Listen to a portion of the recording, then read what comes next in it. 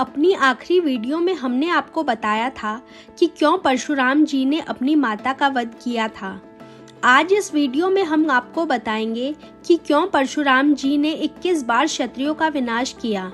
परशुराम जी ने 21 बार क्षत्रियों का विनाश कर पृथ्वी को क्षत्रिय विहीन कर दिया था। इसके पीछे का कारण था महिष्मती साम्राज्य का एक ऐसा राजा जिसने पूरी दुनिया पर अपना कब्जा कर लिया था।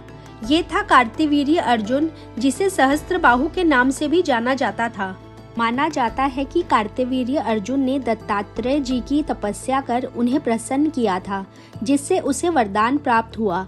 उसने मांगा कि उसकी हजारों भुजाएं हों, इसकी शक्ति के आगे कोई टिक ना पाए और कोई भी उसे युद्ध में हरा ना पाए। हजारों भुजाओं के साथ सहस्त्रबाहु की शक्ति की कोई सीमा ना रही, जिसके दम पर वो अपना राज्य बढ़ाता चला गया। जमीन, नदी, पर्वत, जंगल सब पर सहस्त्रबाहु का राज चलने लगा। लेकिन राज्य बढ़ने के साथ ही सहस्त्रबाहु का अहंकार भी बढ़ता जा रहा था। उसे हमेशा अपने आप को सर्वश्रेष्ठ साबित करने में मजा आता था, इसीलिए वो कमजोर लोगों पर जुल्म करने लगा और देखते ही देखते उसकी क्रूरता बढ़ती चली गई। एक दिन सहस्त्रबाहु अर्जुन शिकार पर गया। जंगल में वो ऋषि जमदाग्नि के आश्रम में पहुंचा। उन्हीं ने देखा कि बहुत बड़ा राजा आया हुआ है, तो इसका स्वागत बहुत अच्छे से करना चाहिए। ऋषि जमदाग्नि के पास एक गाय थी जिसका नाम कामधेनु था, जो इच्छा हो वो प्रकट कर देती थी। ऋषि ने सहस्त्रबाहु का बहुत अच्छे से आदर सत्कार किया। सहस्त्रबाहु अर्जुन ने कहा कि एक ऋषि के पास ऐसी व्यवस्था कैसे हो सकती है, तो वो बोले, बस एक ही गाय का चमत्कार है। तो सहस्त्रबाहु बोला, ये गाय तो हमारे पास होनी चाहिए। और उसने जमदाग्नि ऋषि को आदेश दिया कि कामधेनु हमारे सैनिकों को दे दो। ऋषि जमदाग्नि ने कहा, नहीं, ये तो यज्ञ की आवश्यक सेवाओं के लिए है।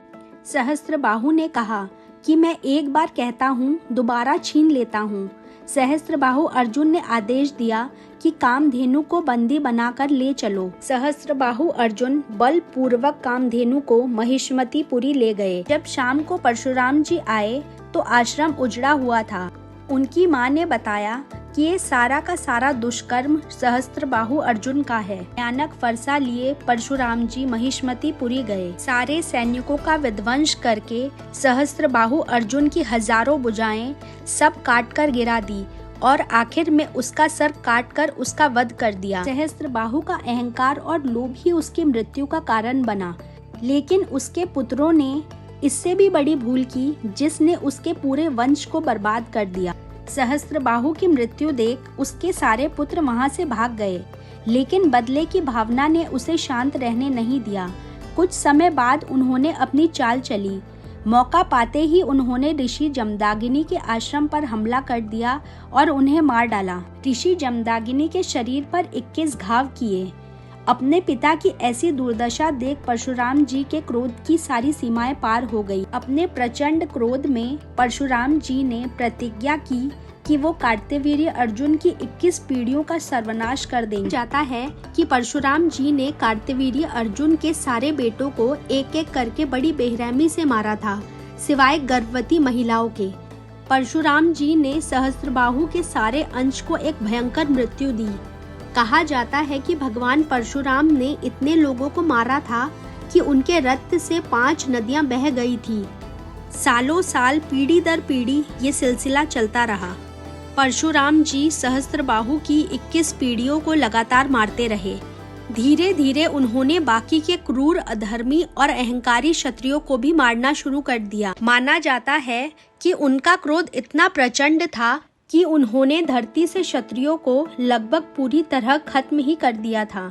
इसके पीछे का असली कारण ये था कि अपने सफर में परशुराम जी ने देखा कि कैसे क्षत्रिय अपनी ताकत के अहंकार में अंधे हो गए हैं।